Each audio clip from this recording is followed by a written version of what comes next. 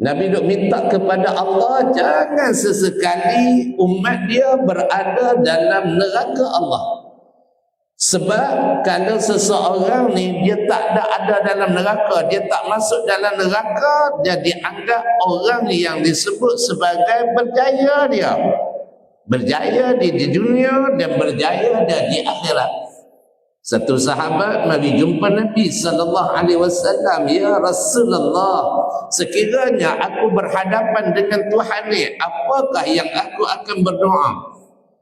Nabi kata, yang pertama kata Nabi kepada sahabat ni, yang pertama kamu berdoa untuk keampunan, dan yang kedua kamu berdoa untuk kesejahteraan dunia dan akhirat. Hari kedua dia mari lagi jumpa Nabi sallallahu alaihi wasallam. Dia kata, "Ya Rasulullah, sekiranya aku berdoa hari-hari ni aku nak minta apa?" Nabi sallallahu alaihi wasallam kata, yang kamu kena minta ialah keampunan dan kamu minta keselamatan. Jadi dia ni pun tak puas hati. Dia kata, hari ketiga aku jumpa Nabi sudah lagi ya. Hari ketiga dia pergi jumpa Nabi sallallahu alaihi wasallam. Dia kata, "Ya Rasulullah, kalau aku di hadapan Tuhan, kalau aku nak berdoa hari-hari, aku nak berdoa apa dia?" Maka Nabi sallallahu alaihi wasallam kata, "Mu kena doa keampunan, yang mu kena doa kesejahteraan. Sekiranya Allah tidak mengampunkan dosamu, tetap dalam neraka Allah." Oh, sahabat ni faham.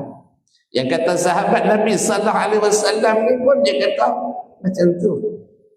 Yang kamu kena doa setiap hari apa dia? Afwa wal afiyat.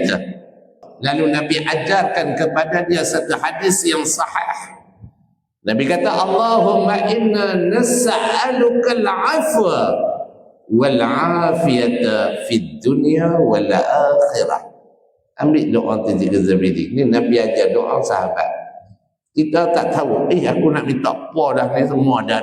Ya, rumah pun dah ada, kereta pun dah ada, pangkat pun dah ada, bini pun dah ada, apa nama pokok dirian pun ada, dirian pun ada. Nak minta apa lagi? Maka yang kena minta hari-hari apa dia? Allahumma inna nas'aluka al-afwa.